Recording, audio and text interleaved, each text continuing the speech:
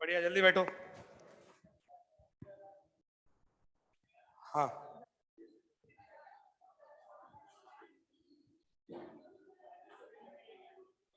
Copy खोलिए। Copy खोलो। किसको? क्यों? क्या?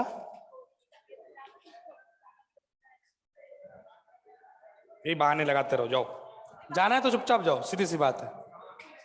Copy copy. कौन है हॉस्पिटल में? कौन है?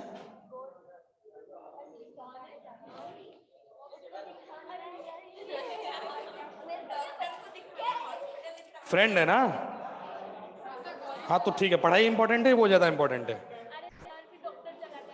कौन डॉक्टर चला जाएगा? चुप।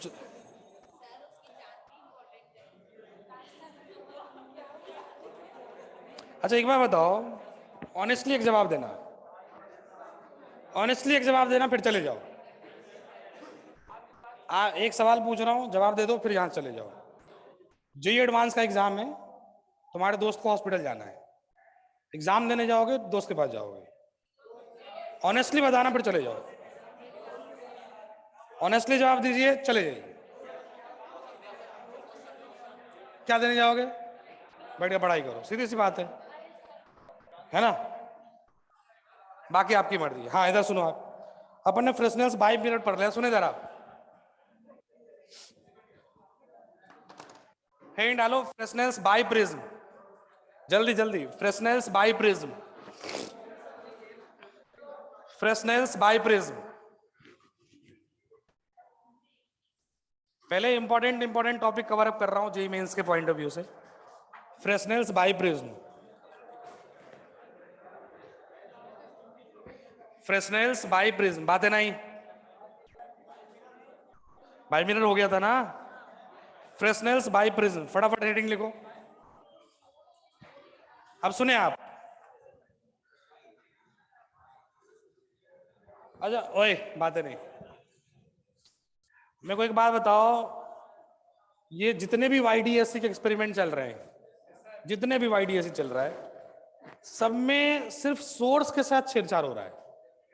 कॉन्सेप्ट वही लग रहा है, लेमडा डी बाई डी। देखो ढंग से आप, बेसिकली आप देखोगे तो दो सोर्स के बीच की दूरी चेंज हो रही है और कैपिटल डी की वैल्यू चेंज हो रही है, बस।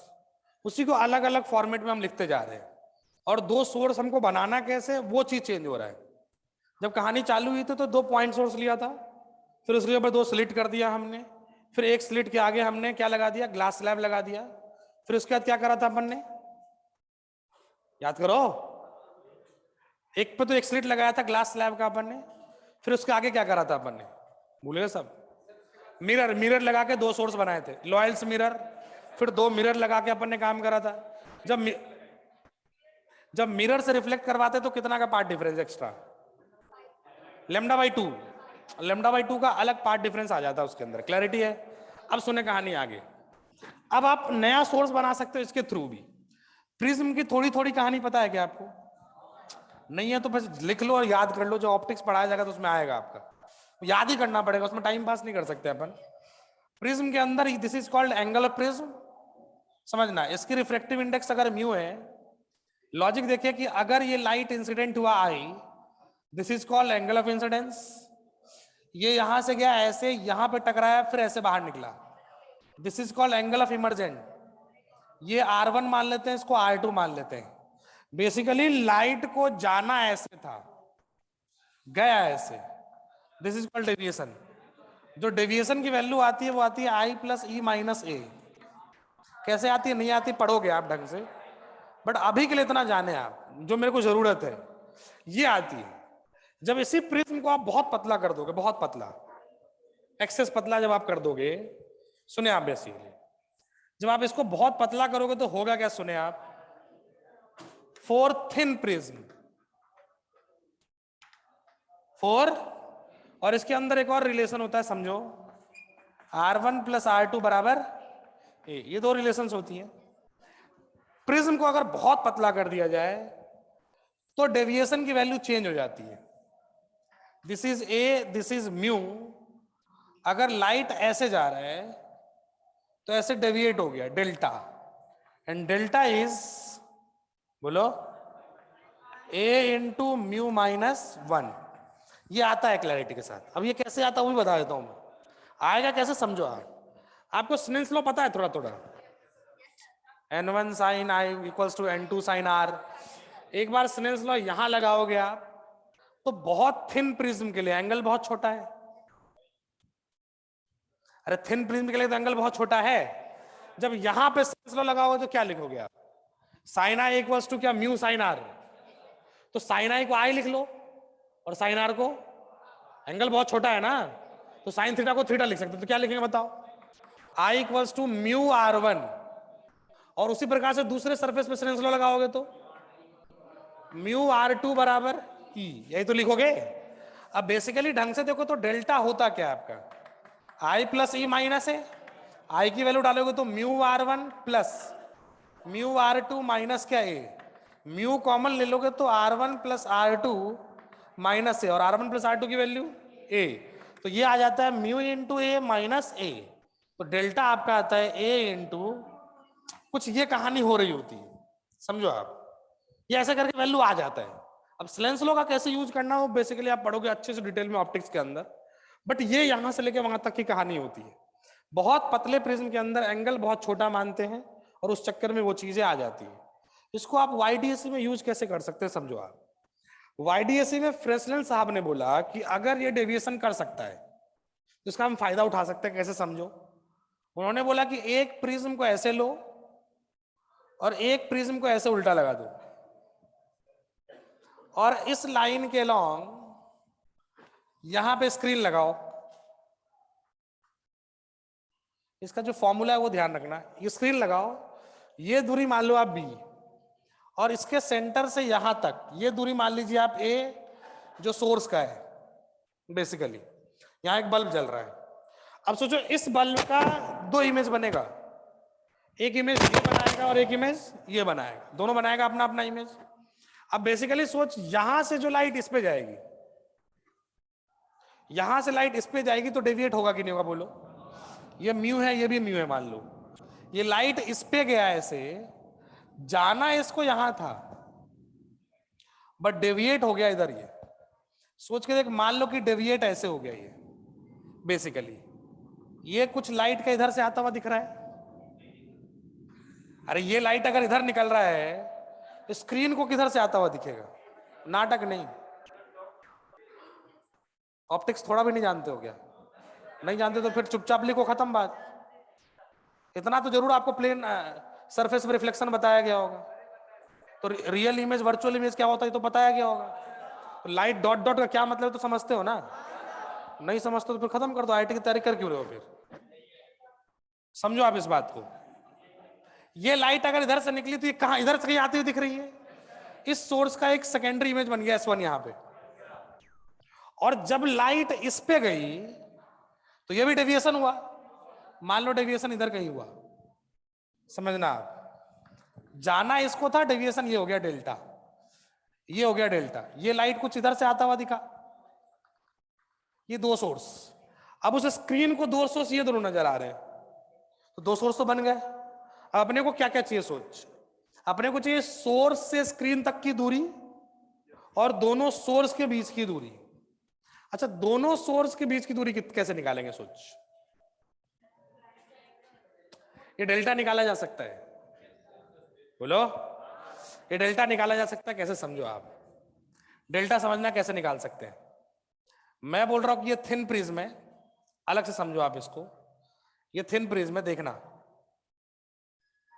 लॉजिकली समझ कि ये लाइट ऐसे गई और ऐसे आई।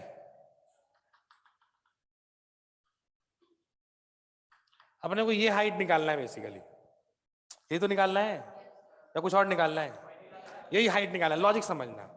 अब एंगल अगर बहुत छोटा है तो आप एक ऐसा लाइट समझो, ऐसा लाइट समझो कि एक लाइट सीधा ऐसे गया जस्ट बाउंड्री के ऊपर, एग्जैक्ट निकालने के लिए लेंथ समझना। एक लाइट जस्ट इस बाउंड्री के ऊपर गया, मतलब ये लाइट अभी इसके अंदर है, ये कैसे निकलेगा सोच, क्या ऐसे निकलेगा डेविएट होके? ये भी तो इधर से ही आता दिखेगा, सोर्स तो एक ही है। लॉजिकली समझ कि ये भी तो डेल्टा ही होगा। अच्छा ये डेल्टा, तो ये कितना, ये भी डेल्टा। अब डेल्टा बहुत छोटा हो तो tan डेल्टा इक्वल टू क्या लिखोगे, ये बाई ये, यहां पर tan डेल्टा आप लिखेंगे, समझना इसको मान लो आप h1, तो क्या लिखोगे बोलो, h1 बाई क्या a लिखेंगे आप। If theta is very small then delta tan delta equal to delta, delta equal to h1 by a, then h1 is what, क्या a डेल्टा, और डेल्टा की वैल्यू हमको मालूम है, यही से काम चलेगा। सुनना आप, अगर डेल्टा की वैल्यू मेरे को मालूम है तो मैं क्या लिखूंगा समझना। अब जो अपना एक्सपेरिमेंट होता है वाईडीएसी, वाईडीएसी के हिसाब से स्मॉल डी की वैल्यू बोलो, h1 2h1 क्या कुछ और 2h1, basically this is 2h1 बराबर 2 इंटू ए इंटू डेल्टा बोलो, a इंटू क्या म्यू -1, ये आ गया डी का वैल्यू। अब कैपिटल डी की वैल्यू बोल, क्या a plus b, fringe width बोलो, क्या लेमडा डी बाई डी, मेरे हिसाब से lambda a plus B by 2a mu minus क्या 1, ये म्यू -1, तो सोच बीटा इक्वल्स टू आ क्या गया, lambda by 2a mu -1 into a plus B by A, यही तो लिखोगे। यहां से बीटा की वैल्यू क्या आएगी बोलो, lambda by 2a mu -1 into 1 plus B by A. इस इक्वेशन पे वैसे 2-3 बार सवाल आ चुका है जेईई मेंस में, ढंग से देखो, इसको रटना नहीं है। लाया कैसे मैंने, समझ में आया आपको? प्रिज्म के कारण डेविएशन कितना होता है, एक प्रिज्म के कारण डेविएशन हो गया delta equals to a into mu -1, तो दो प्रिज्म के कारण एक सोर्स कन्वर्ट हो गया दो सोर्स में, और बीच की सेपरेशन हो गई 2a डेल्टा। एक प्रिज्म के कारण शिफ्टिंग हो गया a डेल्टा, तो दो प्रिज्म के कारण सेपरेशन बन गया 2a डेल्टा। अब वो दो सोर्स बना दिया, स्मॉल डी की वैल्यू ये आ गई और कैपिटल डी की वैल्यू ये आ गई, सिंपल सी बात है। तो a प्लस बी दिख ही रहा है अपने को, और बीटा अपना वही रहेगा। स्क्रीन के हिसाब से सोचो ना आप, स्क्रीन क्या सोचेगा, मेरे लिए दो सोर्स है 2h1 दूरी पे और मेरे से a प्लस बी दूरी पे, काम खत्म। कोहेरेंट सोर्सेज है, कोहेरेंट है इनकोहेरेंट है, क्यों है तो दोनों सेम सोर्स का इमेज, तो उसके लिए सीधा सीधा जहां मैक्सिमम बनना था वहां मैक्सिमम बनेगा, जहां मिनिमम बनना था। बट एक चीज है यहाँ पे, यहाँ पूरे स्क्रीन पे फ्रिंज नहीं बनेगा। फ्रिंज कहां कहां बनेगा, सिर्फ इतने दूर में बनेगा, देखो ढंग से आप, अरे सिर्फ इतने दूर में बनेगा ना। This is called interference region. कौन सा रीजन, इंटरफेरेंस रीजन। बेसिकली इस फॉर्मूले पे 2-3 बार सवाल आया है, इसको आप ढंग से लिख लीजिए वाईडीएसी में फटाफट। फ्रेसनेल्स बाई प्रिज्म, मैंने बोला है स्टार्टिंग में, फ्रेसनेल्स बाई प्रिज्म।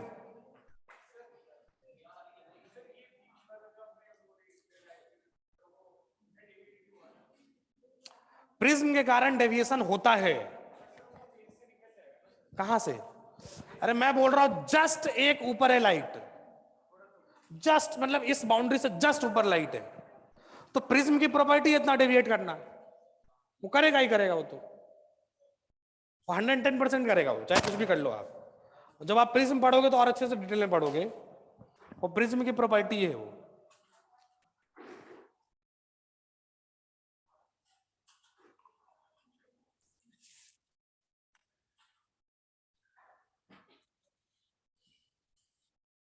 आपको अगला लेक्चर मिल जाएगा डिस्कशन के लिए, है ना, उसमें नया टॉपिक अपन स्टार्ट कर नहीं सकते, मजबूरी है आपकी। 21 से, हाँ करने के लिए बोलो मैं कर दूंगा, कोई दिक्कत नहीं है। 21 के बाद 22 से लेके 31 तक छुट्टी नहीं है, वो आपका क्या है, एक कॉमन टॉपिक चलेगा सब बैच का, जितने ड्रॉपर है सबका एक कॉमन टॉपिक चल रहा है, बाकी सारे टॉपिक होल्ड हो जाते हैं। हर सब्जेक्ट में ऐसा बताया गया होगा आपको, या बताया जाएगा, बताया गया है ना। तो हर टॉपिक में आपका, हर सब्जेक्ट में एक एक कॉमन टॉपिक है। जैसे फिजिक्स के अंदर है सेमीकंडक्टर, कम्युनिकेशन, जो भी है पता चल जाएगा, और एरर, बस ये 3 चीजें हैं जो ऑनलाइन भी चलेंगी सीधी सीधी। हाँ वो 31 तक में इतने 3 टॉपिक खत्म होने हैं, कॉमन टॉपिक है, अब वो पता चल जाएगा आपको, वो भी बताया जाएगा आपको। हाँ वो भी बताया जाएगा आपको, ऐसी बात नहीं है ना। क्योंकि कॉमन टॉपिक है तो कौन कितने बच्चे आते हैं नहीं आते हैं डिपेंड्स ऑन दैट, क्योंकि बहुत सारे बच्चे एग्जाम देने भी जाएंगे तो उनके लिए क्या ऑनलाइन रिकॉर्डिंग भी होएगी, तो आके बाद में देख सकते हैं, नो प्रॉब्लम। फिर 31 के बाद जब 1 फेब से अपन मिलेंगे तो ये टॉपिक फिर रिज्यूम हो जाएंगे, जो आपका स्लॉट चल रहा है ना फिर से, फिर वो चीजें कंटिन्यू हो जाएंगी सब कुछ, तो ये चीज है। हाँ पूरा जहां तक बात है अपना 15 फेब तक खत्म हो जाएगा। अब अपने को इसके बाद पढ़ना क्या समझा, अपने को इसके बाद पढ़ना है थर्मल एक्सपेंशन इलास्टिसिटी, एरर आपका इस छुट्टियों में हो जाएगा, ठीक। उसके बाद बचता है हीट 2, हीट 1 कोई और पढ़ाएंगे, हीट 1 कोई और पढ़ाएंगे। बचता है हीट 2, उसमें हीट जिन बच्चों का हो गया तो हट जाएंगे, वो हीट 2 पढ़े लगेगा, उसमें कुछ 1-2 संडे की एक्स्ट्रा क्लासेस भी लगेंगी आपकी एग्जाम के बाद, अभी नहीं, अभी आप बिजी हैं एग्जाम के अंदर। हाँ हो जाएगा, आज नहीं तो अगले दिन में हो जाएगा, 10-15 मिनट में, मतलब अगला आधा लेक्चर में तो हो जाएगा ऐसे नहीं बोलते हैं, अपन कोशिश कर रहे हैं। मान लो किसी चीज में समझने में टाइम लगा तो उसको थोड़ी छोड़ के चले जाएंगे आगे, टाइम लगेगा तो देंगे टाइम, सीधी सी बात है, तो भागना थोड़ी है भाई पागल, जहां टाइम लगना हो देना होगा, सीधी सी बात है।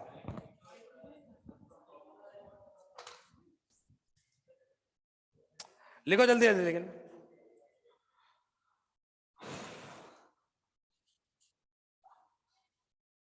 क्योंकि वो 2 टॉपिक और पढ़ाने हैं अपने को, diffraction and polarization, JEE Mains के लिए इंपॉर्टेंट है वो, जे मेंस के लिए इंपॉर्टेंट है तो बताना तो जरूरी है।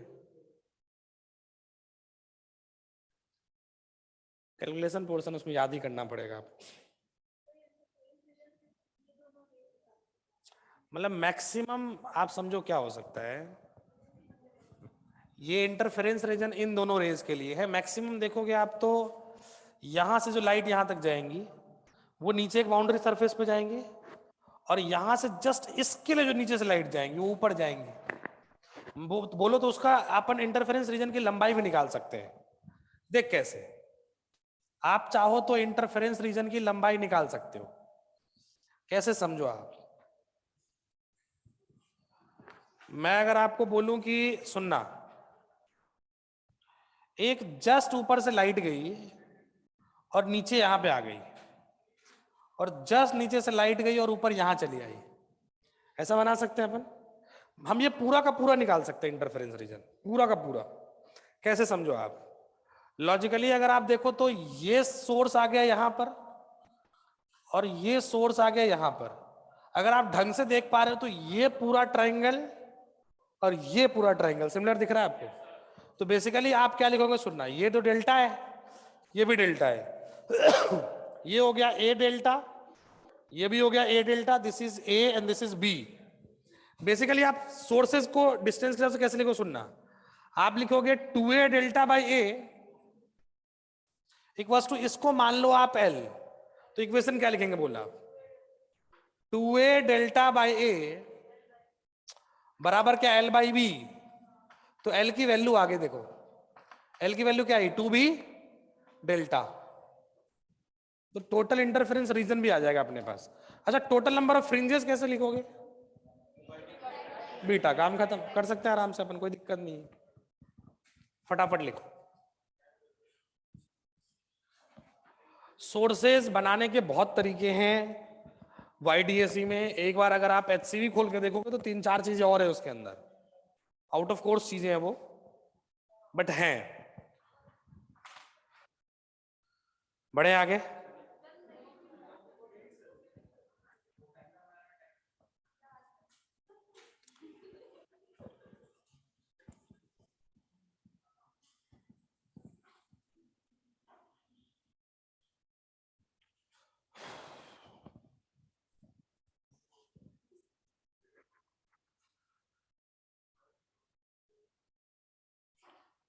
बढ़े,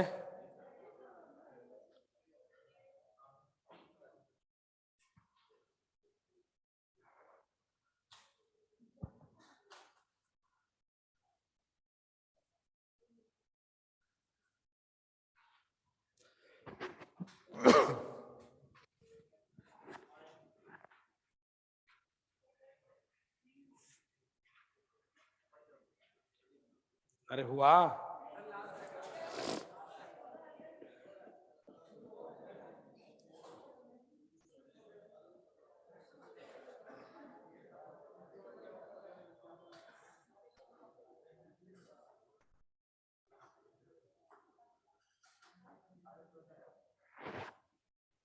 लिखो, कहीं डालो, इंपॉर्टेंट करके लिखो, thin film interference.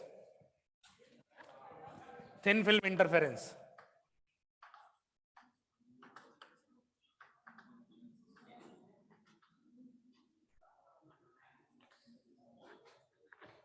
Thin film interference. बात मत करो, समझो कहानी। अब मान लो ऐसा, बात मत करो।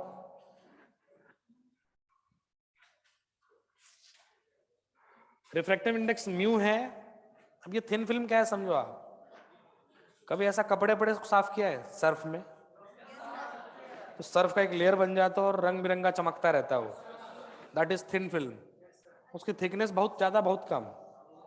छोड़ो, आप उससे भी अच्छा इंटरेस्टिंग एग्जाम्पल, वो बचपन में करा होगा आपने, अभी भी करा होगा आपने, वो वाइड से ऐसे बनाते हैं ना बुलबुला अपन, तो बुलबुले का जो लेयर बनता है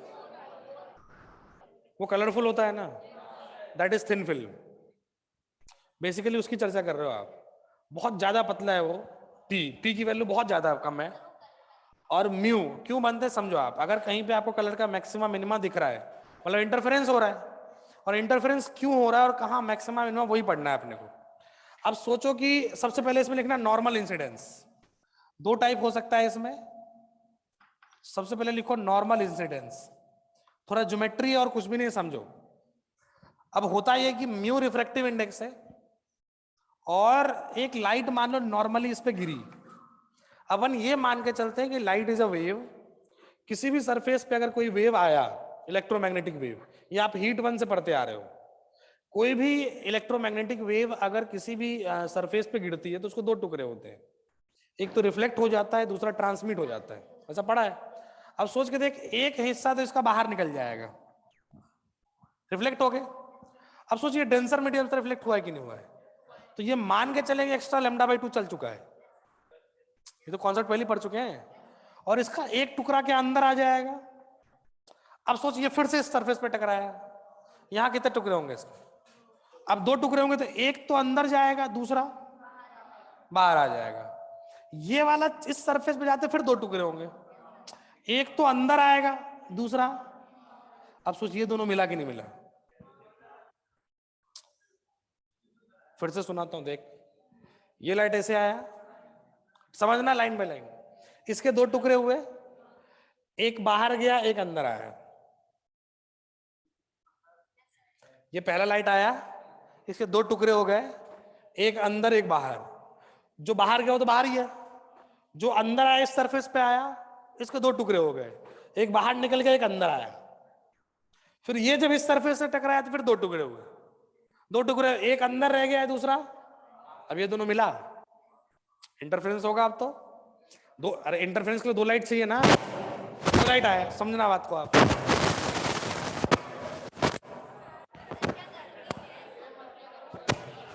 सुनो आप, मेरी बात सुने आप।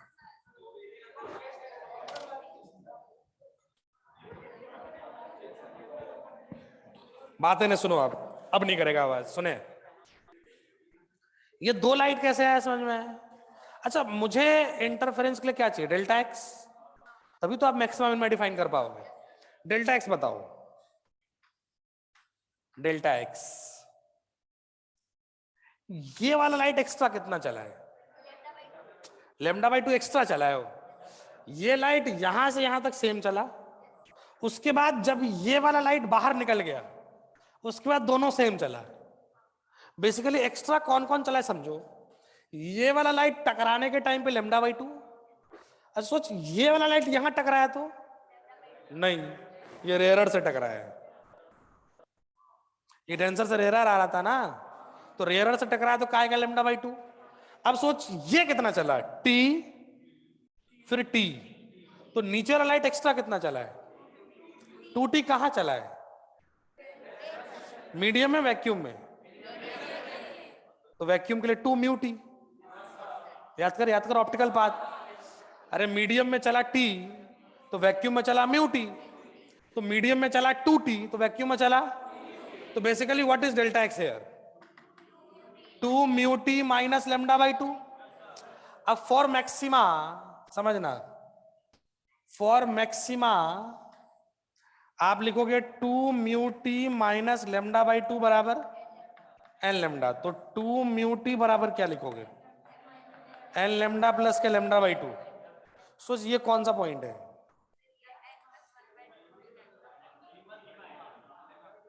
ये वो पॉइंट है जहां अभी मैक्सिमा बन रहा है बट पहले मिनिमा बनता था। देखो देखो देखो, एन की वैल्यू 0 डाल, आया लेमडा बाई 2। अरे याद करने वाला चीज देखो, फिर एन की वैल्यू 2 डाल, क्या 5 लेमडा बाई 2। ये वो पॉइंट्स आ रहे हैं जो odd multiple of lambda by 2 आ रहा है। आ रहा है कि नहीं आ रहा है? ये वो पॉइंट्स है जहां पे अपना मिनिमा बनता था, बट यहां कौन बन रहा है? ये हुआ यहाँ, ये हुआ क्यों? क्योंकि एक लाइट डेंसर मीडियम से टकरा गया। यही होता था लॉयल्स मिरर में, याद करो। इंटरफेरेंस के टाइम पे अगर कोई भी एक लाइट डेंसर से टकरा के वापस आया है तो जहां बनना था मैक्सिमा वहां बनेगा मिनिमा, और जहां बनना था मिनिमा वहां बनेगा, क्योंकि पाई का फेज डिफरेंस हो चुका है। अच्छा, दोनों का दोनों डेंसर से टकराया होता तो फिर जहां बनना था मैक्सिमा वहां बनता मैक्सिमा। सोच, अगर मैं यहां पे एक और मीडियम रख देता जो इससे ज्यादा डेंसर होता, तो क्या ये भी लेमडा बाई 2 एक्स्ट्रा चल जाता? फिर ये लेमडा बाई 2 और ये लेमडा बाई 2 कैंसिल आउट, तो जहां बनने थे मैक्सिमा वहां बनता मैक्सिमा। कुछ समझ में आया? अभी याद रखने सबसे बढ़िया तरीका, फॉर मिनिमा क्या लिखोगे आप बोलो? इसलिए याद नहीं करना, रटना नहीं, कॉन्सेप्ट समझो आप। फॉर मिनिमा डेल्टा एक्स क्या लिखोगे? 2 mu t minus lambda by 2 बराबर क्या 2n plus 1 into lambda by 2। तो बेसिकली यहां से क्या आएगा आपका बोल इक्वेशन? 2 म्यू टी बराबर 2n plus 1 into lambda by 2 plus lambda by 2, तो लेमडा बाई 2 कॉमन ले लो तो आएगा 2n प्लस 1 प्लस 1। सही लिखा क्या? तो आ जाएगा लेमडा इंटू एन प्लस 1। देखो ये कुछ एन लेमडा के टाइप का आया। ये कौन सा पॉइंट होता था पहले? बन क्या रहा है यहां पे? कुछ समझा? आपको ध्यान ये रखना है इस वाले केस में कि डेल्टा एक्स हमारा है 2 म्यू टी, क्या चीज है? और जहां बनने हैं मैक्सिमा वहां बनेगा मिनिमा, और जहां बनने हैं मिनिमा वहां बनेगा। लिख, वैसे वेरिएबल फॉर्म में ही आता है सवाल, प्योर वेरिएबल फॉर्म में आता है सवाल।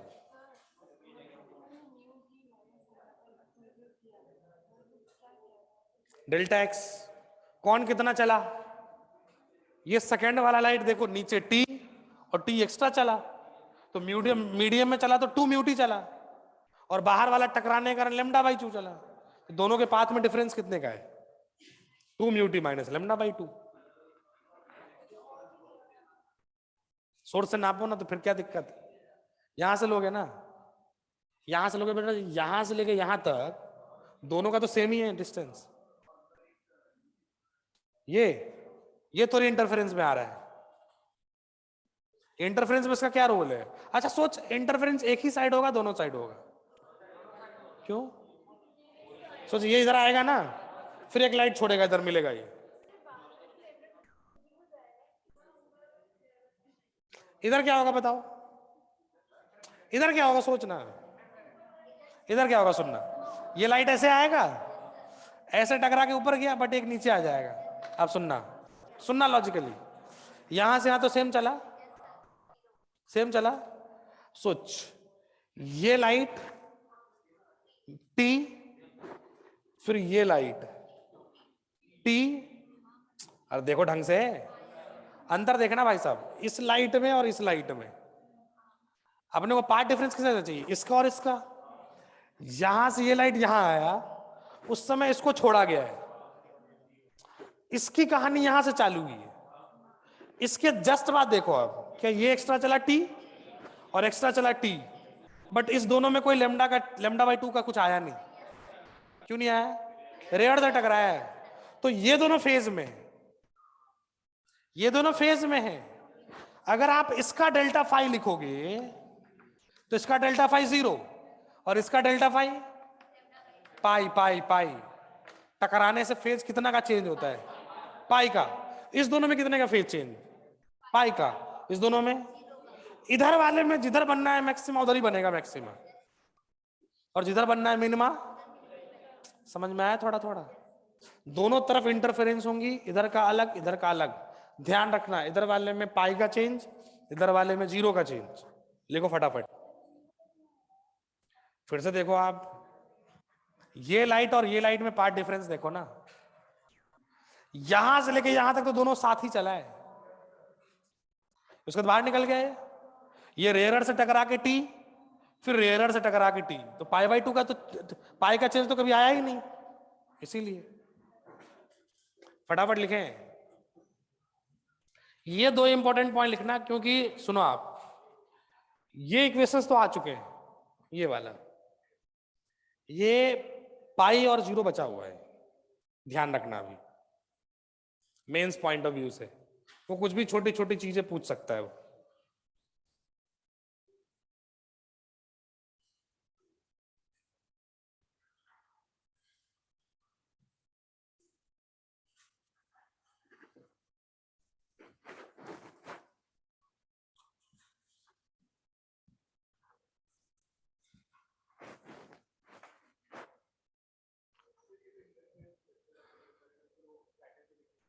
पैटर्न दिखता है ना?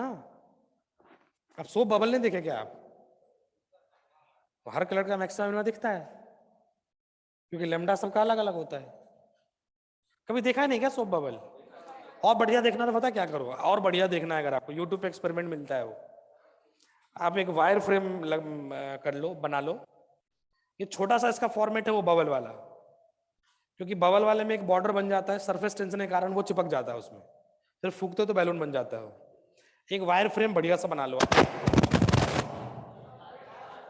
वायर फ्रेम बनाओगे, वायर फ्रेम बनाने के बाद क्या करो, उसको सर्फ में डालो और बाहर ऐसे निकाल के वर्टिकली खड़ा कर दो उसको। वर्टिकली खड़ा करोगे तो पूरा का पूरा जो सोप सॉल्यूशन है पहले mg के कारण नीचे आता जाएगा, लोड के कारण, अपने वेट के कारण। जैसे जैसे नीचे आएगा वो फिल्म पतली होती जाएगी और आपको बहुत बढ़िया उसमें कलर दिखना चालू हो जाएगा, बहुत बढ़िया।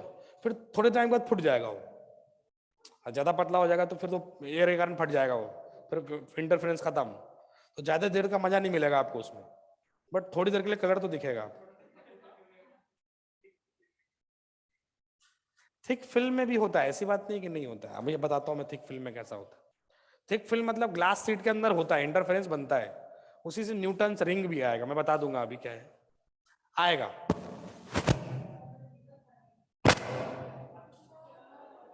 अब इसकी प्रॉब्लम है, क्या करें अपन?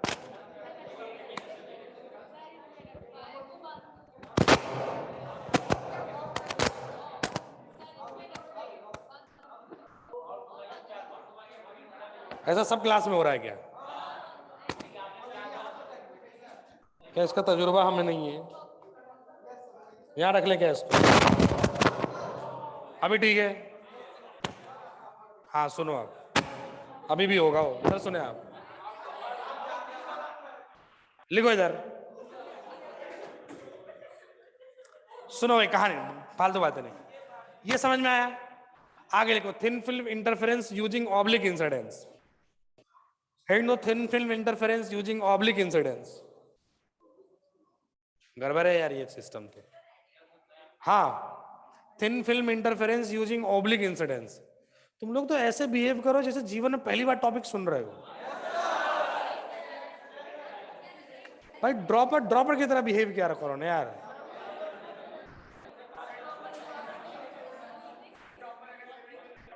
तुम लोग फिर 12वीं कैसे पास हो गए? ये तो वेव ऑप्टिक्स 12वीं का टॉपिक है, 12वीं के सिलेबस में नहीं था।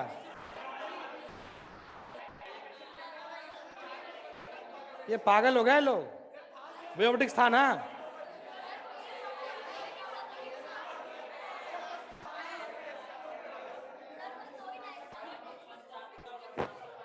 चलो पढ़ो पढ़ो, ज्यादा ही पढ़ा रहा हूं, सुनो इधर।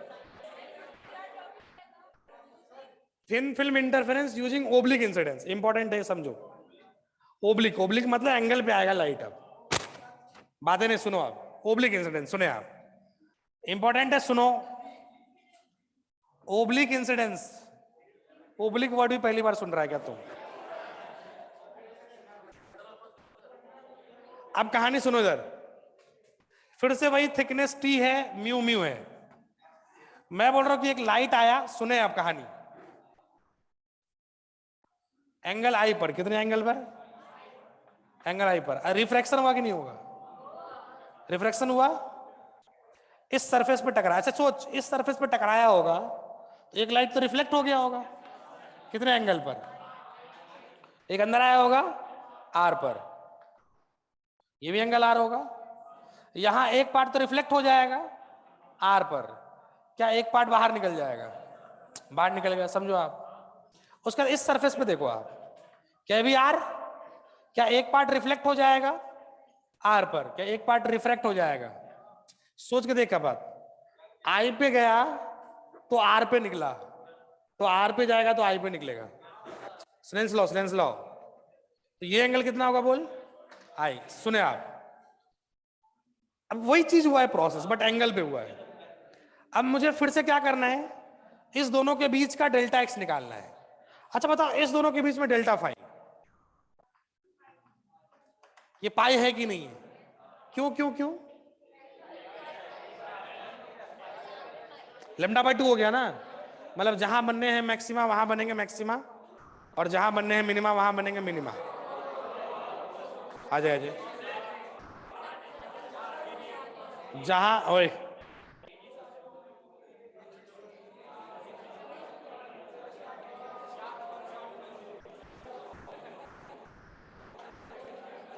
इसको पढ़ना है, समोसे नहीं खाने हैं इस पे। ओए इधर से पहले बातें नहीं भाई। अब सोच, इसके बीच का फेस डिफरेंस कितना हो गया? पाई। कॉन्सेप्ट समझना इधर, उनको काम करने दो यार। इधर देखो आप, अब सोचो दोनों के बीच का पार्ट डिफरेंस कैसे लिखे। अगर दोनों के बीच का पार्ट डिफरेंस देखोगे, वो ऊपर वाला बाद में कैलकुलेट, इधर देखे आप पहले, ये टी, ये एंगल आर, तो ये हो जाएगा टी से कार, टी से कार, टी से कार, क्या 2t से कार? तो इसके अंदर चला है 2t से कार, तो वैक्यूम में चला 2 म्यूटी से कार। अब सुनो आप, अब सुने आप, ये 2t से कार, 2t से कार। लॉजिकली देखो अगर आप, तो इस लाइट और इस लाइट में पार्ट डिफरेंस कितना है? ये लाइट और ये लाइट सेम है कि अलग अलग है? एक लेमडा बाई 2 तो यहां है, और कोई पार्ट डिफरेंस है ना? इस लाइन के ऊपर दोनों सेम है, इस परपेंडिकुलर लाइन के ऊपर दोनों सेम है। ये वाला लाइट एक्स्ट्रा चला है देखो। अब ये भी कैलकुलेट करना पड़ेगा, कैसे? सुने आप, दिस इज टी से क्या आर, एंड दिस इज, समझना एंगल चेक कर लो पहले आप, ये आर, ये टी से कार है तो टी से कॉस आर, क्या टी से साइन आर?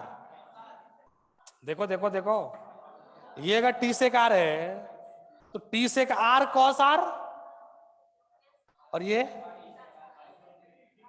अरे बोलो भाई, ऐसा कर सकते नहीं कर सकते? या आप ऐसे समझो कि this is x, this is, तो इस वाले ट्रायंगल में tan r क्या लिखोगे? क्या x बाई टी? तो बेसिकली x इक्वल टू, बोलो क्या t tan r? बेसिकली ये पूरा का पूरा कितना हो जाएगा? 2t tan r। सुनना, ये i है, i, ये भी i, समझो। अब सुनना, ये i तो ये कितना? अरे बोलो, नहीं अपन ने कुछ गड़बड़ किया। सुने आप बेसिकली ऐसे समझो, ये आई, ये आई, तो ये 90 माइनस आई, ऐसा कर सकते हैं।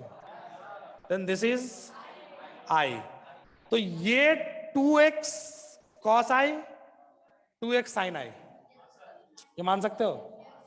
अरे 2x कॉस आई, 2x, तो ये वाली टर्म हो गई 2x साइन आई। तो ये वाली लाइट चली कितनी एक्स्ट्रा, ये एक्स्ट्रा कितना चला, lambda by 2 plus 2x sine i.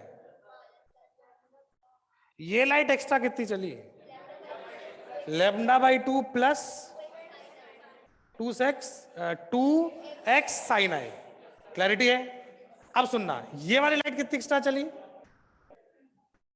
ये एक्स्ट्रा कितना चला है,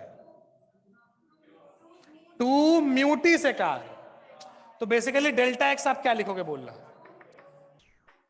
2 mu t sec r minus lambda by 2 minus 2t tan r into sine I. सही लिखा क्या? देख लो देख लो देख लो। अच्छा एक चीज बताओ, मैं साइन आई को कुछ लिख सकता हूं क्या? स्नेल्स लॉ लगाओ, स्नेल्स लॉ। स्नेल्स लॉ लगाओगे तो sine i equals to mu sine r, तो डाल दो म्यू साइन आर।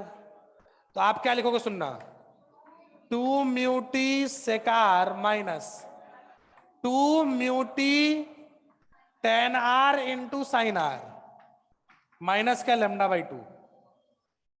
सही लिखा है? देखो साइन आई को लिख लिया म्यू साइन आर। अच्छा tan आर क्या होता है, sine r by cos r. तो ऊपर क्या आ जाएगा, साइन स्क्वायर आर, नीचे क्या आ जाएगा, कॉस आर। यहां भी नीचे क्या है, तो सोचो आप बात को, बाहर क्या निकालेंगे बताओ, 2 म्यूटी, सुनना सुनना, सेकार बाहर आएगा, 2 म्यूटी बाई कॉस आर, ऐसे बाहर निकालो आप, तो बचेगा क्या, 1 minus sine square r minus क्या lambda by 2। This is 2 mu t by cos r into cos square r minus क्या lambda by 2। This is 2 mu t cos r minus lambda by 2। जहां पर था 2 म्यूटी, जहां था 2 म्यूटी वहां आ गया 2 म्यूटी कॉस आर, बस। देखो अंतर वही है। अरे जहां था 2 म्यूटी वहां क्या आ गया, बस वही तो अंतर आया ना, या कुछ और आया है? जहां 2 म्यूटी था वहां 2 म्यूटी कॉस आर। सोच के देखो सही है गलत है ये, फील करो। अगर नॉर्मल इंसिडेंस हुआ तो आर की वैल्यू, नॉर्मल इंसिडेंस हुआ तो आर की वैल्यू 0, कॉस 0 1, 2 म्यूटी माइनस, वही तो आएगा। तो अगर इसमें भी ये नॉर्मल कराना चाहोगे तो वही आंसर आना चाहिए। तो आ रहा है कि नहीं आ रहा है, खत्म कहानी। 2 म्यूटी कॉस आर है वो, ये डेल्टा एक्स आया, क्या चीज आया है? अब बोल मैक्सिमम मिनिमा के लिए कर सकते हैं क्या आगे, जहां बनने मैक्सिमम वहां बनेंगे, बट मेन चीज डेल्टा एक्स। सोच इसके लिए डेल्टा एक्स इतना है, तो नीचे वाले के लिए ऊपर इंटरफेरेंस के लिए आया डेल्टा एक्स इतना, तो नीचे वाले के लिए सिर्फ आता 2 म्यूटी कॉस आर। ये टर्म हट जाता, क्या 2 म्यूटी कॉस आर आता बस। तो ऊपर से देखोगे तो ये इंटरफेरेंस, और नीचे से देखोगे तो क्या सीधे सीधे 2 म्यूटी कॉस आर। फटाफट छाप इसको, फटाफट लिखो। हाँ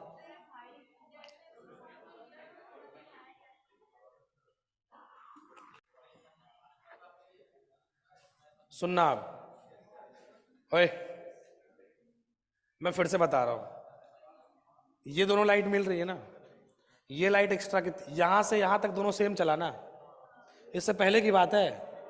2 म्यूटी से कार, 2 म्यूटी से कार, ए म्यूटी से कार, म्यूटी से 2 म्यूटी से कार, ये एक्स्ट्रा चला 2 म्यूटी से कार माइनस जो एक्स्ट्रा चला ये एक्स्ट्रा चला यहां पे लेमडा बाई 2, लेमडा बाई 2 घट गया वहां पे। क्या इतना एक्स्ट्रा चला है, इसकी वैल्यू निकल के आई है 2t tan r sin i, वही तो लिखा है वहां पे, वही तो लिखा है, लिखते जाओ। हाँ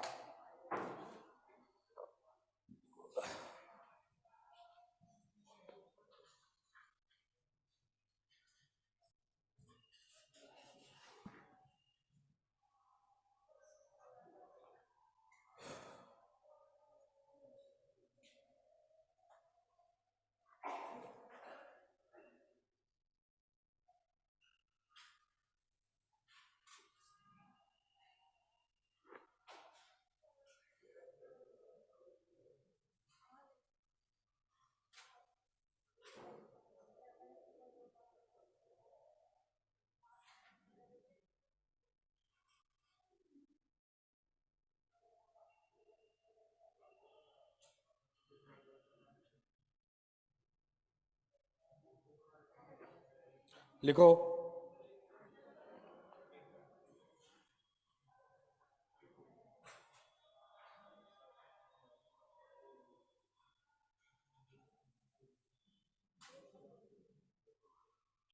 टू म्यूटी फॉस,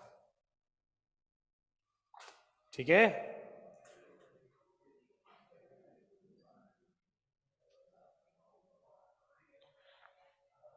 ये सब पहली बार सुन रहे हैं।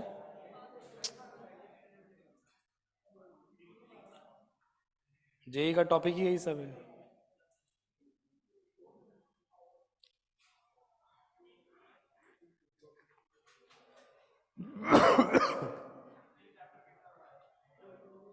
हाँ,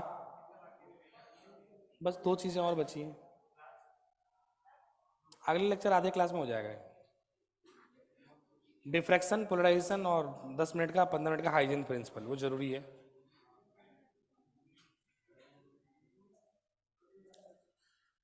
हाइजीन प्रिंसिपल मैं लास्ट में जानबूझ के ले रहा हूँ, बोर्ड्स के लिए इंपॉर्टेंट होता है। हाइजीन प्रिंसिपल अपन हाइजीन्स बोलते हैं, और जेई के लिए कॉन्सेप्ट उतना समझना जरूरी है बस। इंपॉर्टेंट तो है ही, मतलब सब कुछ तो उसी के ऊपर बेस्ड है, पूरा का पूरा वेव ऑप्टिक्स तो उसी पे बेस्ड है, बट उतना कॉमन सेंस काम कर जाता है ना बालक? ना ना ना ना ना मुन्ना ना ना। हाँ, ये लिखो, सुनो आप पहले। अभी वेव ऑप्टिक्स का मॉड्यूल लाया हो कोई कोई कोई ऐसा बालक? कोई कोई वेव ऑप्टिक्स का मॉड्यूल लाया हो? हाँ लाओ, बहुत बहुत धन्यवाद लाई। हाँ ओए,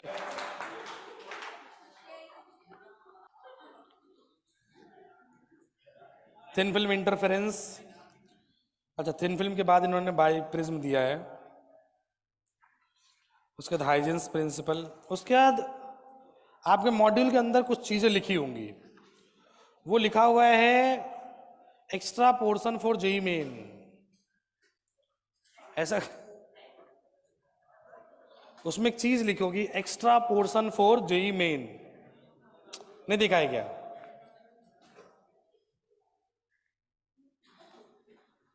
उसमें दिया हुआ है, देखो extra portion for JEE Main करके दिया होगा, section E and section F.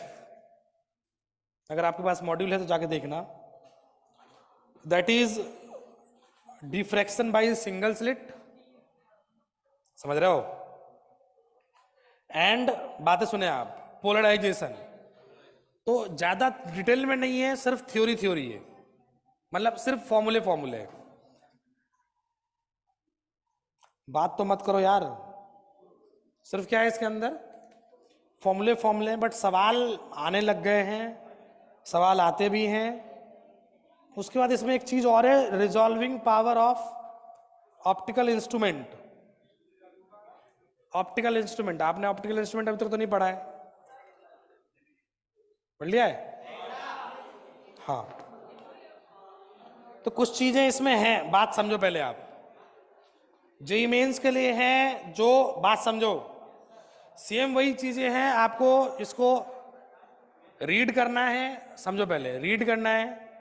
एक दो फॉर्मूले, 3 फॉर्मूले हैं बेसिकली, एक दो नहीं सिर्फ 3 फॉर्मूले हैं जिसको याद करना है। आई बराबर I naught cos square theta and Brewster's angle equals to tan theta equals to mu, but वो मैं समझाऊंगा अभी, तब जाके याद करना है। मैं पूरा एक्सप्लेन कर देता हूँ क्या चीजें हैं वो फिर आपको, बट मॉड्यूल के अंदर है, आपको कुछ चीजें ध्यान रखनी पड़ेंगी। वो जेई मेंस के लिए इंपॉर्टेंट है, क्योंकि एक सवाल कहीं ना कहीं घूम फिर के आ जाता है, तो कैसे यूज करना है वो चीज समझना है अपने को। मॉड्यूल के अंदर सवाल बहुत बहुत बहुत कम है, एक्सेस कम है।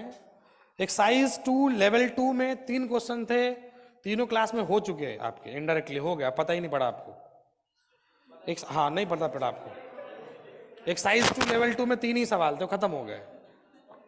एक था थिन फिल्म इंटरफेरेंस पे, एक था वाईडीएससी में व्हाइट लाइट यूज करेंगे तो सेंटर पे क्या बनेगा, ब्राइट स्पॉट। एक सवाल वो था। इस चैप्टर में इसी लेवल के सवाल ही आते हैं, अपन तो बहुत डिटेल में चले गए। बाई फ्रेसनेल्स, बाई प्रिज्म, ये सब बहुत डिटेल में चले गए अपन।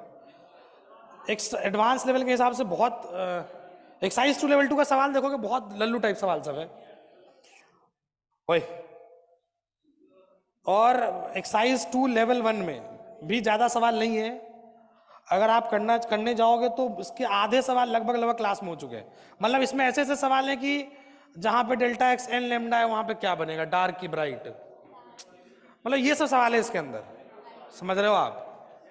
तो मतलब 50% ऊपर सवाल तो ऐसी मतलब हवा में ऐसी है वो। 50% सवाल में एक एक लाइन 2-2 लाइन का कैलकुलेशन है, बस ज़्यादा नहीं है। एक एक 2-2 लाइन का कॉन्सेप्ट है बस, है ना। फ्रिंज मतलब हाइपरबोला बनेगा, पैराबोला बनेगा, यही सब सवाल है उसके अंदर। आप करोगे बनेगा, 110% बनेगा। नहीं सॉल्व करो तो कहां से बनेगा? कोई बातें नहीं। जैसे एक सवाल है, जैसे in Fresnel's biprism the 2 coherent sources are real imaginary, one is real one is imaginary. खत्म सवाल, वही खत्म हो गया सवाल।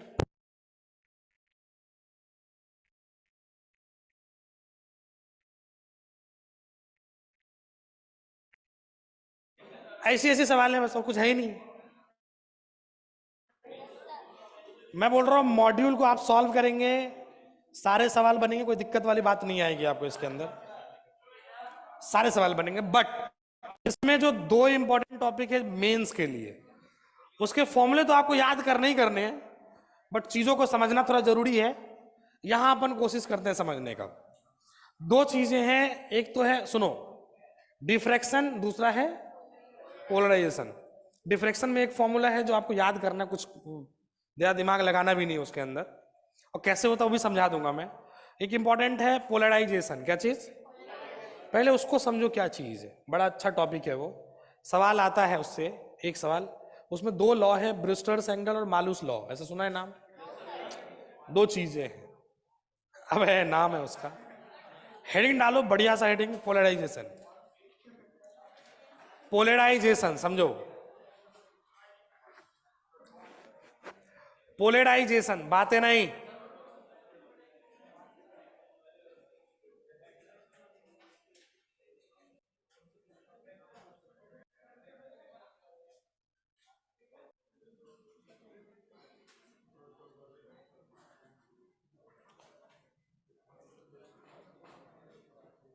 पोलराइजेशन समझो कहानी। ओए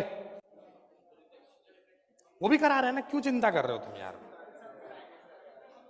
फालतू का? जो ज्यादा इंपॉर्टेंट टॉपिक पहले उसको मैं हाइजीन्स तक कराऊंगा सब कुछ, मैं न्यूटन्स रिंग भी कराऊंगा, क्यों चिंता कर रहे हो तुम? समझो ना कैलकुलेटिव वाला पोर्शन। ओए क्लास अपनी है ना, टाइम टाइम अभी है, बात समझो पहले आप। पोलराइजेशन क्या है समझो आप। लाइट इलेक्ट्रोमैग्नेटिक वेव है। इलेक्ट्रोमैग्नेटिक वेव मतलब उसके अंदर इलेक्ट्रिक फील्ड भी, और 2 मिनट के लिए मैग्नेटिक फील्ड को इग्नोर करो, इग्नोर कर नहीं सकते बट थोड़ा छोड़ो उसको, मतलब किसी एक फील्ड पे फोकस करो, इलेक्ट्रिक फील्ड पे फोकस करो। सेम कहानी मैग्नेटिक फील्ड के लिए होगी। आप इलेक्ट्रिक फील्ड पे फोकस कीजिए 2 मिनट के लिए, इलेक्ट्रिक फील्ड और मैग्नेटिक फील्ड और प्रोपैगेशन ऑफ वेव दोनों 90 पे होते हैं, सब 90 पे होते हैं तीनों। मतलब सोच के देख, इलेक्ट्रिक फील्ड इधर होता है, मैग्नेटिक फील्ड इधर होता है, और वेव ऐसे चल रहा होता है। समझो पहले, ऐसे चल रहा होता है। इसकी कंडीशन क्या है, तीनों 90 पे होना कि तीनों ऐसे ही होना? अब फील करना 2 मिनट, ये 90 पे ऐसे है ना, 90 पे ऐसे भी तो हो सकता है। अब समझो समझो समझो, ये 90 ऐसे है तो ये एक्सिस ऐसे रोटेट हो सकता है ना। तो मान लो कि अच्छा, और दूसरी बात सुने आप, दूसरी बात की इलेक्ट्रोमैग्नेटिक वेव से लाइट आई कहां से? वो किसी न किसी एटम के अंदर से आता है। जब आयोनाइजेशन होता है फिर से नीचे आती है इलेक्ट्रॉन्स, तो उसके चक्कर में फोटोन बाहर आता है। आप लैंप जलाते हो, बल्ब जलाते हो, सब जगह वही हो रहा होता है। उसके एटम्स पहले एक्साइट होते हैं, फिर डी एक्साइट होते हैं, फिर लाइट बाहर निकलती है फोटोन के फॉर्म में, हर जगह वही हो रहा होता है। अब हर एटम अलग अलग अलाइंड है। अब हर एटम से जरूरी थोड़ी कि एक ही फेज में सारा का सारा लाइट निकले। अब मान लो कि ऐसा हुआ कि बहुत सारी लाइट निकल रही हैं, एक लाइट में इलेक्ट्रिक फील्ड इधर है,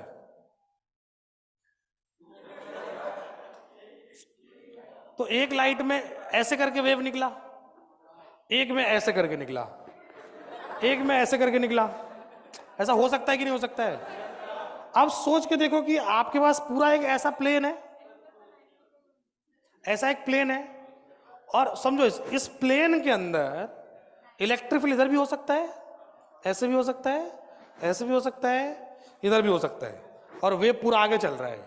अब सोच के देख, इलेक्ट्रिक फील्ड आपका, इसको x मानो, इसको y मानो, तो ये z होगा। इलेक्ट्रिक फील्ड आपका YZ प्लेन में कहीं भी हो सकता है, कहीं भी हो सकता है ना। मान लो कि 10,000 लाइट आया, तो इलेक्ट्रिक फील्ड का 10,000 कंपोनेंट हो गया y में और z में। 10,000 इलेक्ट्रिक फील्ड हुई ना, 10,000 इलेक्ट्रिक फील्ड मतलब 10,000 YZ वाला कंपोनेंट। अगर सोच YZ प्लेन में 10,000 लाइंस है, उसको मैं कंपोनेंट में तोड़ूंगा भी अगर, तो कुछ कंपोनेंट y में आएंगी, कुछ कंपोनेंट। ऐसी लाइट जिसमें इलेक्ट्रिक फील्ड YZ प्लेन में हर डायरेक्शन में हो, समझना इस बात को, या नेट इलेक्ट्रिक फील्ड का रिजल्टेंट y में भी आए और z में भी आए, that is called unpolarised light. पहले अंतर समझ लो क्या चीज है।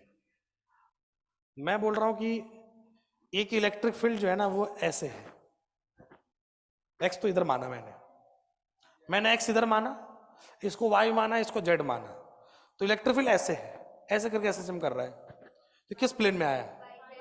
जब इसका कंपोनेंट लूंगा तो एक इधर आएगा, एक इधर आएगा, तो something j cap something k cap लिखूंगा मैं। फिर दूसरा एक इलेक्ट्रिक फील्ड मान लो ऐसे, इसका something k cap something j cap, ऐसे 10,000 या 1 करोड़ है मान लो। सबका अगर कंपोनेंट ले लिया आपने, तो something k cap plus something j cap आएगा ना। मैं तो ये बोल रहा हूं आपको, तो सारा का सारा फॉर्मेट में आ गया, मतलब YZ प्लेन में। ऐसी इलेक्ट्रिक फील्ड मतलब या ऐसा लाइट वेव जिसमें इलेक्ट्रिक फील्ड पूरे प्लेन में भरा हुआ हो, अलग अलग डायरेक्शंस में, वैसे को बोलते हैं अनपोलराइज्ड लाइट। क्लैरिटी है? अनपोलराइज्ड लाइट, ऐसे वेव्स को बोलते हैं अपन। अगर मान लो कुछ ऐसा कर दिया जाए उसके साथ कि इलेक्ट्रिक फील्ड सिर्फ और सिर्फ एक ही डायरेक्शन में आए, नेट इलेक्ट्रिक फील्ड, मतलब सोचो कि सारा का सारा इलेक्ट्रिक फील्ड सिर्फ ऐसे ही आए और ऐसे चलता रहे लाइट, समझो आप, दिस इज पोलराइज्ड लाइट। या तो इलेक्ट्रिक फील्ड इसमें रहे, या तो जेड में रहे, या तो अगर सिर्फ एक डायरेक्शन में ही नेट इलेक्ट्रिक फील्ड रहे, that is called plane polarized light, या उसको बोलते हो आप लीनियरली पोलराइज्ड, सॉरी लीनियरली, या उसी को बाद में प्लेन पोलराइज्ड भी बोलते हो, पीपीएल बोलते हो आप, जिसका यूज आप ऑर्गेनिक के कन्फर्मेशन में करते हो। आपने कन्फर्मेशन पढ़ा होगा, वहां यूज किया होगा इसको आपने। उसी लाइट को बोलते हैं जो लीनियरली पोलराइज्ड हो, एक ही डायरेक्शन में, मतलब सारे के सारे इलेक्ट्रिक फील्ड कंपोनेंट्स एक ही डायरेक्शन में। कुछ समझ में आया? सारे के सारे एक ही डायरेक्शन में, दैट इज पोलराइज्ड लाइट। अब लाइट को पोलराइज करने के अलग अलग तरीके हैं।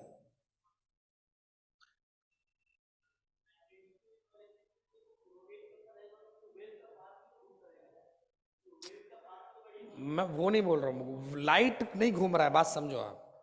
मैं बोल रहा हूँ कि एक लाइट वेव के अंदर इलेक्ट्रिक फील्ड है, मैग्नेटिक फील्ड है, दोनों का कंडीशन है कि 90 होना चाहिए। अब जरूरी थोड़ी कि 90 ऐसी हो, ये घूम नहीं रहा है, समझो आप। एक लाइट का इलेक्ट्रिक इधर है, दूसरे लाइट वेव का इलेक्ट्रिक इधर है, तो नेट इलेक्ट्रिक फील्ड तो कुछ ना कुछ वाई और जेड में आएगा ना। मैं ये बोल रहा हूं, मैं जा तो सब इधर ही रहा है, जा सब इधर ही रहा है, समझना वही। तो बेसिकली अगर एक ही डायरेक्शन में सारे के सारे इलेक्ट्रिक फील्ड आ जाए, दैट इज पोलराइज्ड लाइट, और अलग अलग डायरेक्शंस में रहे तो इसको डिटेल में पढ़ना है अपने को अच्छे से कैलकुलेशन के साथ, इसलिए बता रहा हूं मैं। वो हो गया पोलराइज्ड लाइट, समझना इस बात को। अपने को अलग अलग तरीके खोजने जिससे लाइट को पोलराइज किया जा सके। इसमें मेनली 3 तरीके हैं। एक तो आप पोलराइड यूज कर सकते हो, जो डिवाइस होता है, या उसको पोलराइजर बोलते हैं, पोलराइड्स बोलते हैं, उसको यूज कीजिए। वो करता ये है, समझना, लिखाऊंगा सब, पहले फील कर लो इस बात को। पोलराइजर बेसिकली बना होता है हाइड्रोकार्बन से। हाइड्रोकार्बन जानते हो आप? वो हाइड्रोकार्बन से बने होते हैं। वो अब हाइड्रोकार्बन्स क्या किसी एक डायरेक्शन में अलाइंड होते हैं। मान लो कि सारे के सारे हाइड्रोकार्बन्स ऐसे वाई में अलाइंड है, एक अपन ने डिवाइस लिया वो ऐसे वाई में अलाइंड है। हाइड्रोकार्बन्स की प्रॉपर्टी होती है कि उस लाइट को एब्जॉर्ब करता है, इलेक्ट्रिक फील्ड को। अब सोच, एक ऐसा लाइट वेव आया जिसके अंदर इलेक्ट्रिक फील्ड जेड में भी है और वाई में भी है, वाई वाले को तो खा जाएगा। हाइड्रोकार्बन की प्रॉपर्टी होती है, उस मटेरियल की प्रॉपर्टी है कि जिस डायरेक्शन में हाइड्रोकार्बन अलाइंड है उस डायरेक्शन का इलेक्ट्रिक फील्ड खा जाएगा, एब्जॉर्ब कर लेगा वो। एब्जॉर्बर लगाया आपने, आप समझो कि एब्जॉर्बर लगाया आपने, तो जो इस डायरेक्शन वाला इलेक्ट्रिक फील्ड है वो तो एब्जॉर्ब हो गया, तो बचा क्या ये डायरेक्शन वाला। तो उस डिवाइस, सोच आप लॉजिकली समझो कि इलेक्ट्रिक फील्ड के दो कंपोनेंट थे, एक तो इधर दूसरा इधर। मैं बोल रहा हूं 1000 लाइट वेव आया, सबका नेट इलेक्ट्रिक फील्ड मैंने कैलकुलेट करा, कुछ वाई में कुछ जेड में आया कुछ वाई में आया। अब ये पोलराइजर से पास हो रहा है, पोलराइजर से जैसे ही पास हुआ तो सोच के देख, एक इलेक्ट्रिक फील्ड इधर चल रहा था एक इलेक्ट्रिक फील्ड इधर चल रहा था। अब ऐसे चल रहा है चल रहा है चल रहा है, सामने पोलराइजर लगा दिया तुमने स्क्रीन। अब उसकी प्रॉपर्टी है कि ये कंपोनेंट खा जाएगा, तो ऐसे जा रहे थे जा रहे थे जा रहे थे, बाहर ऐसे निकले हम। समझो आप,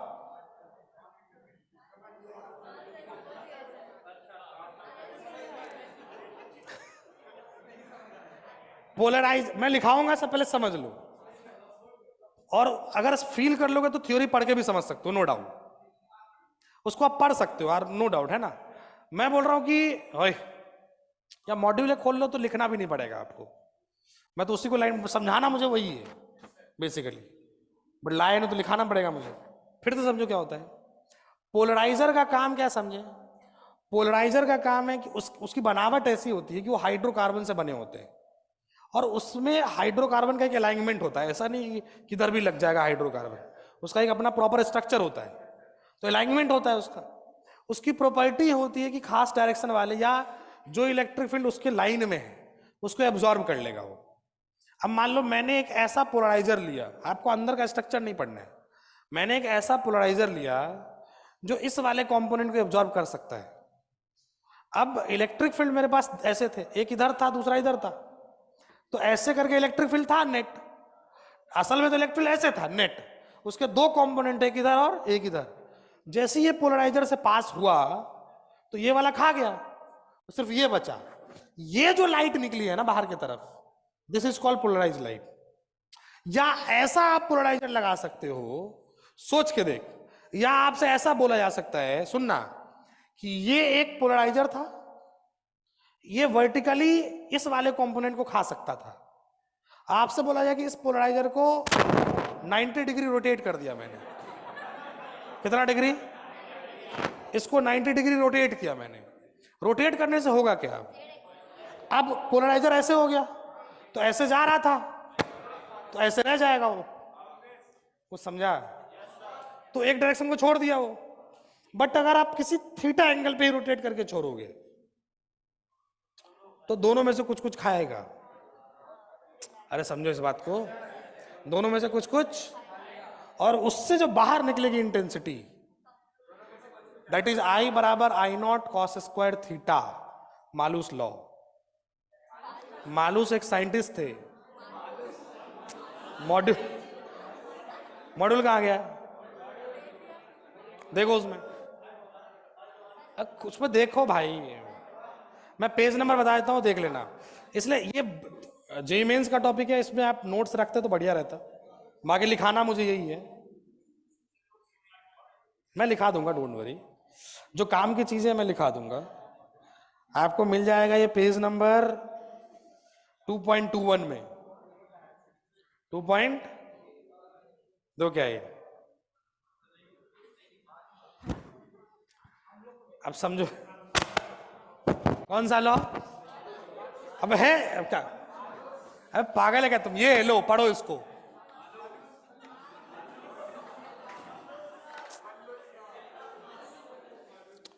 पहले लिखेंगे बाद में, पहले समझो क्या चीज है। तो पोलराइड को यूज करके पोलराइजेशन किया जा सकता है, उसमें ये भाई साहब आएंगे, आई बराबर I naught cos square theta, क्या समझ में आ गया, जो रोटेट किया था मैंने उसको। ये लिखाऊंगा तो उसमें ध्यान रहना चाहिए। दूसरी चीज, और सवाल इस पे आता भी है कि पोलराइड को 60 डिग्री घुमा दिया तो जो इंटेंसिटी बाहर आएगी बताओ कितना आएगा? I0/2 ना, I0/4 हो जाएगा, cos स्क्वायर थीटा I0/4 हो जाएगा। 45 डिग्री रोटेट किया तो I0/2 वो आ जाए, कोई दिक्कत नहीं। अब समझना इस बात को, मैं बोल रहा हूं आपको कि क्या हो बेटा,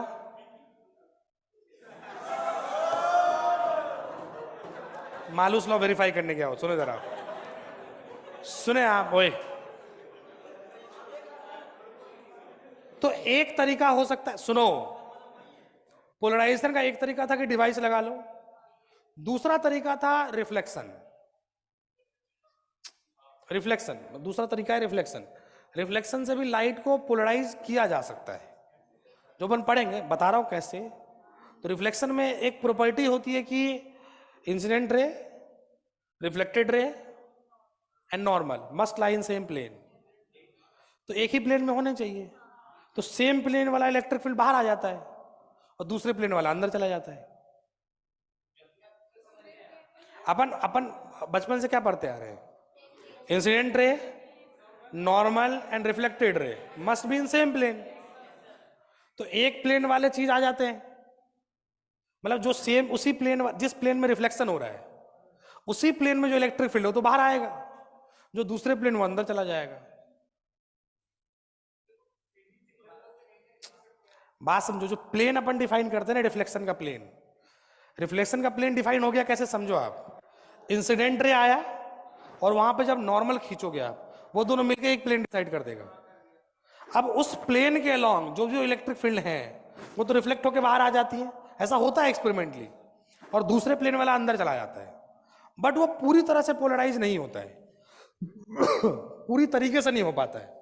तो एक्सपेरिमेंटली एक साइंटिस्ट है ब्रूस्टर, ब्रूस्टर साहब आए, उन्होंने क्या किया, अलग अलग एंगल के लिए चेक करा, कॉन्सेप्ट समझो, लिखाऊंगा फिर बाद में। उन्होंने अलग अलग एंगल पे चेक किया कि भाई साहब किस एंगल पे कितना ज्यादा पोलराइजेशन हो रहा है। एक ऐसा एंगल आया जहां पे कंप्लीटली पोलराइज हो गया light, that angle is called Brewster's angle. समझो चीजें क्या है, पहले टर्म्स को डिफाइन कर रहा हूं बस मैं। उस एंगल को क्या कहा गया, उसको बोला गया ब्रूस्टर्स एंगल। जिस एंगल पे लाइट कंप्लीटली पोलराइज हो जाए, that angle is called Brewster's angle. Clarity है थोड़ा थोड़ा? अब इस चीज को क्या एक्सप्लेन करके लिखें और न्यूमेरिकली सॉल्व करें। सारा टर्म छोटा छोटा समझा दिया मैंने, पढ़ना क्या आपने को, क्या इसको लिख सकते हैं आप? हेडिंग डाल लिएगा पोलराइजेशन लिखो। तीसरा लिखो, तीसरा तो स्कैटरिंग से होता है। स्कैटरिंग आपको पढ़ना डिटेल में नहीं, स्कैटरिंग में एक्सप्लेन यही किया जाता है कि जब लाइट स्कैटर होती है तो वहां पे रिफ्लेक्शन भी होता है, रिफ्रैक्शन भी होता है, तो कुछ हद तक तो वहां पे भी रिफ्लेक्शन हो ही रहा है, तो वहां पे भी हो ही जाता है काम। थोड़ा ढंग से पढ़ते हैं इसको, समझे आप। लिखो, in light waves, in light waves, in light waves, each light waves originate from any atom. each light waves, each light wave, हाँ each मतलब लाइट वेव के अंदर हर एक लाइट वेव, एक एक किरण जो है ना उसकी, each light wave originate from any atom. each light wave originate from any atom which are differently aligned, which are differently aligned, बालक, which are differently aligned, जो अलग अलग aligned होती है। due to this, due to this, due to, due to this, the electric field components,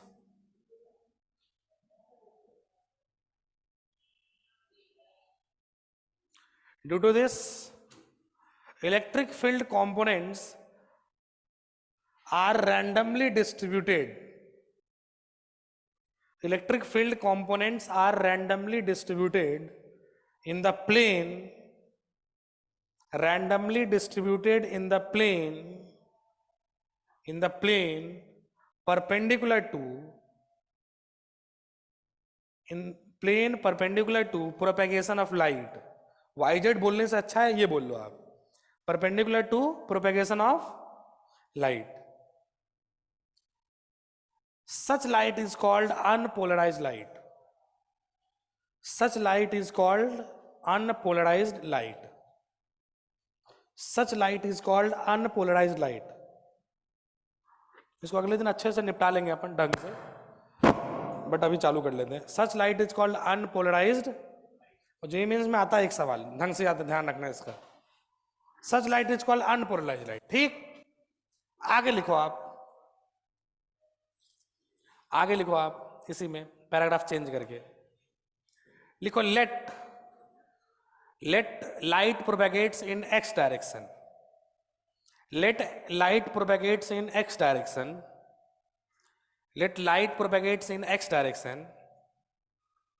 Then its electric field will be in yz plane. Then its electric field will be in yz plane. कुछ इस प्रकार से.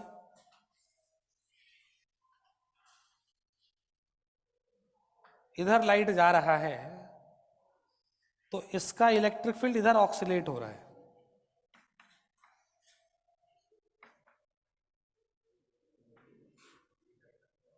ये YZ plane है. कौन सा plane है? This is YZ plane. समझना है इस बात को. ये क्या चीज है एरोज? ये इलेक्ट्रिक फील्ड्स हैं. ऐसे भी हो सकता है, ऐसे भी हो सकता है, ऐसे भी हो सकता है. मतलब इस प्लेन में इलेक्ट्रिक फील्ड किधर भी हो सकता है. क्लैरिटी है क्या? अब सोच, इस इलेक्ट्रिक फील्ड का पूरे का जब तुम कंपोनेंट लोगे वाई एक्सिस और जेड एक्सिस में, तो कुछ आएगा वाई में, कुछ आएगा जेड में. अरे आएगा कि नहीं आएगा? आगे लिखो. After resolving all the electric fields, after resolving all the electric fields, हाँ, आफ्टर, इसके बाद बनाना, after resolving all the electric field we will have components in y and z axis. We will have components in y and z axis. इसको बोलते हैं unpolarised light.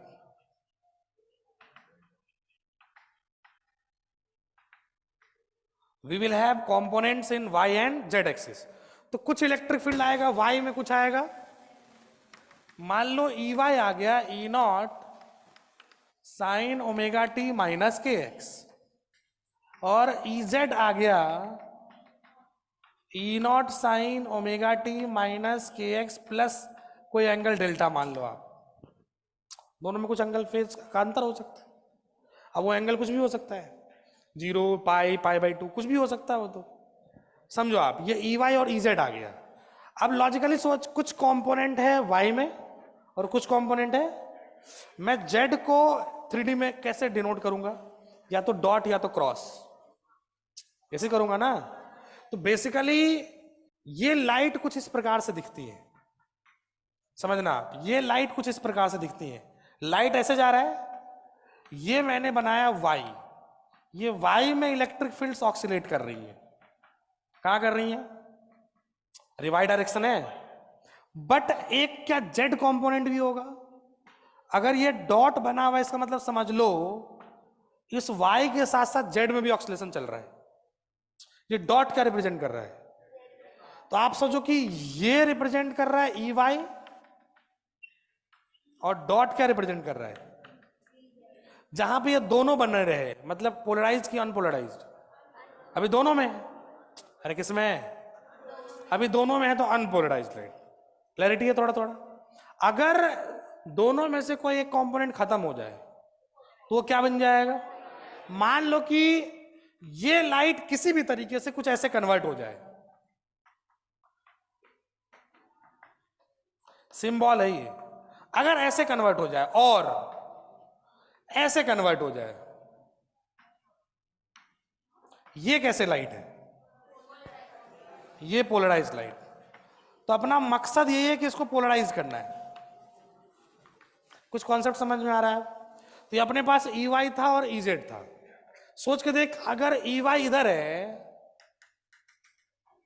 और EZ इधर है, तो कुछ ना कुछ तो नेट इलेक्ट्रिक फील्ड इधर ही की तरफ होगा।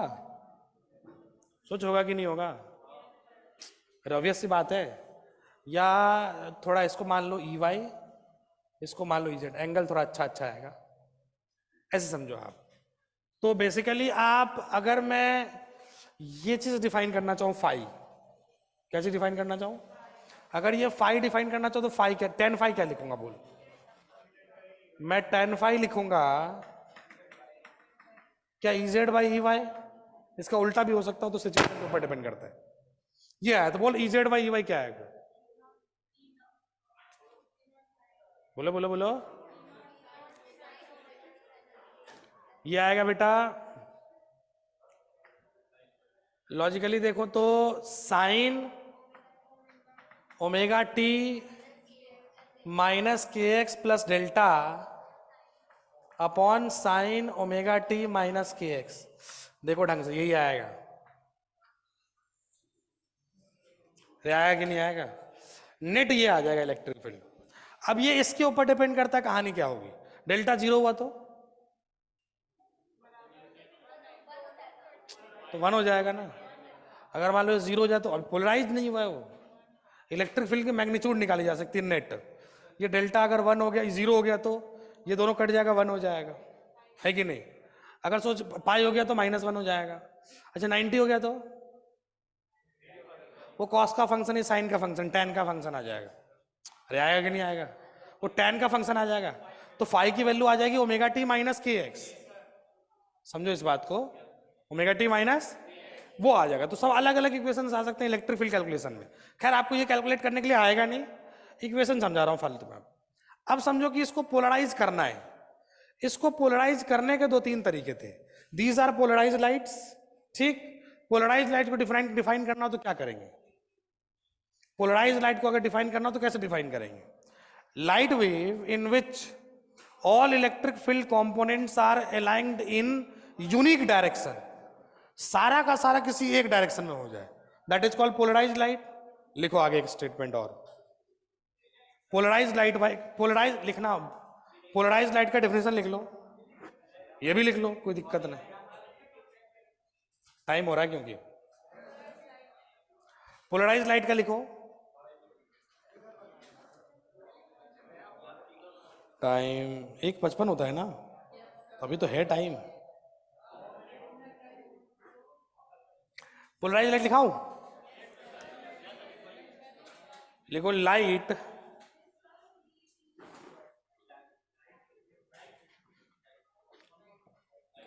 in which all the electric field components, light in which all the electric field components are aligned in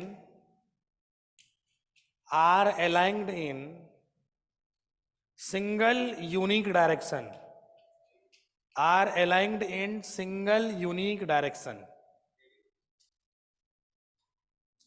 are aligned in single unique direction। अब छाप लो इसको, जो भी छापना है। मेनली इलेक्ट्रिक फील्ड को ही चेक करते हैं अपन, मैग्नेटिक फील्ड को चेक नहीं करते। इलेक्ट्रिक फील्ड क्या है, सुनो आप, टेंजेंशियली आता है। और मैग्नेटिक फील्ड कुछ ऐसा बन रहा होता है, बनाते अपन कुछ भी है ना, बट उसकी फील्ड अलग टाइप की होती है। मैग्नेटिक फील्ड पे चर्चा ही नहीं होती, उसको आप एब्जॉर्ब नहीं कर पाओगे।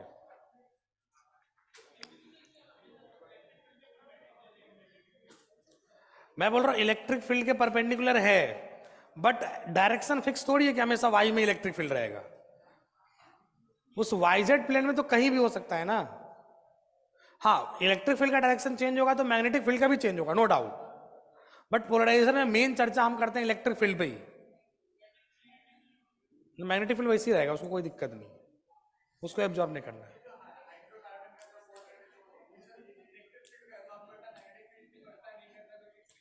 करता ही नहीं है उसको, फिक्स वाले करना ही करता ही नहीं है उसको, सब इलेक्ट्रिक फील्ड को एब्जॉर्ब करता है या कैंसिल आउट करता है उसको।